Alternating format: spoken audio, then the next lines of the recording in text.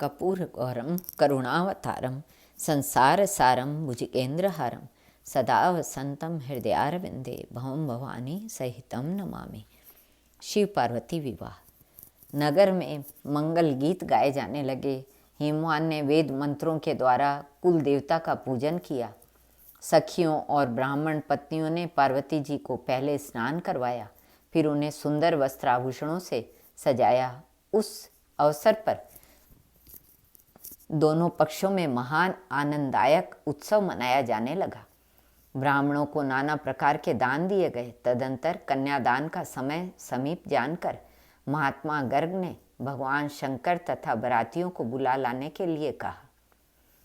हिमाचल के मंत्रियों ने जाकर वर और बरातियों से शीघ्र पधारने की प्रार्थना की। भगवान शंकर को सुंदर वस्त्राभूषणों से सजाया गया और उन्हें वृषभ की पीठ पर बैठाया गया। सभी बराती भगवान शिव को आगे करके नाना प्रकार के बाजे बजाते हुए तथा नृत्य करते हुए उनके पीछे पीछे हिमाचल के घर चले। महेश्वर शिव के मस्तक पर छत्र तना हुआ था, उन्हें चंवर डुलाया जा रहा था। ब्रह्मा, विष्णु, लोकपाल और इंद्र आदि उनके आगे आगे चल रहे थे। समस्त देवता पुष्प वर्षा कर रहे थे। इस प्रकार भगवान शिव ने बरातियों सहित यज्ञ मंडप में प्रवेश किया। हिमाचल ने महेश्वर और सभी देवताओं की विविध भांति से पूजा कर उनकी आरती उतारी। उन्होंने समस्त मुनियों तथा देवताओं को प्रणाम किया तथा सबके लिए सोने का सुंदर आसन दिया। महात्मा गर्ग ने पुण्याहवाचन किया। पार्वती के अंजलि में चावल भरा गया। उन्होंने शिवजी के ऊपर अक्षत छोड़ा। फिर भगवान शिव ने भी ब्रह्मा और बृहस्पति के कहने पर पार्वती जी का पूजन किया। गर्गाचार्य के आदेश से उचित समय पर हिमवान और मैना ने कन्यादान का कार्य आरंभ किया। मैना सोने का कलश लेकर अपने पति के दाहिनी ओर बैठी। पुरोहित ने अर्ध पाद्य चंदन और वस्त्र देकर भगवान महेश्वर का वर रूप में वरण कराया। वेदिका पर एक अत्यंत सुंदर सिंहासन था। भगवान शिव ब्राह्मणों को सिर नवाकर उस सिंहासन पर बैठ गए। तत्पश्चात मुनीश्वरों ने पार्वती जी को बुलवाया। सखियां श्रृंगार करके उन्हें ले आईं।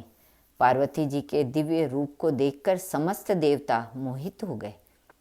उनकी सुंदरता अनिवर्चनीय थी। जगदम्बा और शिवजी की अर्धांगिनी समझकर देवताओं ने उन्हें मन ही मन प्रणाम किया। मुनियों की आज्ञा से शिव पार्वती ने गणेश का पूजन किया। पर्वतराज हिमवान ने हाथ में कुश लेकर और कन्या का हाथ पकड़कर उसे शिवजी को समर्पित किया। जब भगवान शिव ने पार्वती जी का पाणी ग्रहण किया तब सभी देवता अत्यंत हर्षित हो गए। श्रेष्ठ मुनिगण वेद मंत्रों का उच्चारण करने लगे। चारों तरफ शिवजी की जय जयकार होने लगी। अनेक प्रकार के बाजे बजने लगे। आकाश से नाना प्रकार के फूलों की वर्षा हुई। शिव पार्वती का विवाह हो गया। सारे ब्रह्मांड में आनंद भर गया। हिमवान ने अनेकों दास दासियां, रथ, घोड़े, वस्त्र और रत्न आदि गाड़ियों में लदवा कर दहेज में दिए। फिर हाथ जोड़कर उन्होंने कहा, हे शंकर, आप पूर्ण काम हैं, मैं भला आपको क्या दे सकता हूँ। ऐसा कहते कहते हिमवान ने अश्रुपूरित नेत्रों से शिवजी के चरणों को पकड़ लिया। भगवान शिव ने अपने ससुर को उठाकर हृदय से लगा लिया तथा उन्हें समझाकर संतुष्ट किया। मैना ने शिवजी के चरणों को पकड़कर कहा, हे नाथ, यह उमा मुझे प्राणों से बढ़कर प्यारी है। आप इसे अपने घर की सेविका बनाइएगा और इसके अपराधों को क्षमा करते रहिएगा। मेरी आपसे यही विनती है। शिवजी ने अपनी सास को भी बहुत प्रकार से समझा बुझाकर संतुष्ट किया। पार्वती जी अपनी सखियों तथा माता मैना से मिलकर भेंट कर भगवान शिव के पास आईं। महादेव जी ने याचकों को भली भांति के दान देकर संतुष्ट किया और पार्वती जी को साथ लेकर कैलाश लौट आए। उसके बाद शिव पार्वती विविध प्रकार की लीलाएं करते हुए कैलाश पर सआनंद रहने लगे। भगवान शिव और पार्वती के नित्य लीलाओं के से कैलाश और भी रमणीय हो गया। एक दिन माता पार्वती एक सरोवर के तट पर गईं। सरोवर का जल अत्यंत निर्मल और स्वच्छ था। उसी समय उन्होंने देखा कि कमल पत्र में जल लेकर 6 कृत्तिकाएं अपने घर जाने वाली ही हैं। भगवती उमा ने कहा, देवियों, अगर आप लोगों को कष्ट न हो तो कमल पत्र में रखा हुआ जल मैं भी पीना चाहती हूँ। कृत्तिकाओं ने कहा, देवी, यह जल पीने के पहले आपको हमारी एक शर्त माननी पड़ेगी। वह शर्त यह है कि इस समय आपके घर में जो पुत्र है वह हमारा भी पुत्र माना जाए। ऐसा ही होगा। पार्वती जी ने तत्काल वचन दे दिया। कृत्तिकाएं परम प्रसन्न हुई। उन्होंने कमल पत्र में रखा थोड़ा सा जल उमा देवी को भी दे दिया। भगवती पार्वती ने कृत्तिकाओं के साथ उस मधुर जल का पान किया। जल पीते ही उनकी दाहिनी कोख से एक परम तेजस्वी बालक उत्पन्न हुआ। उसके 6 मुख थे। उसके सुंदर हाथों में शूल, शक्ति और अंकुश सुशोभित थे। सरकंडों के वन में जन्म ग्रहण कर वह बालक दिनों दिन बढ़ने लगा, पालन पोषण करने लगी।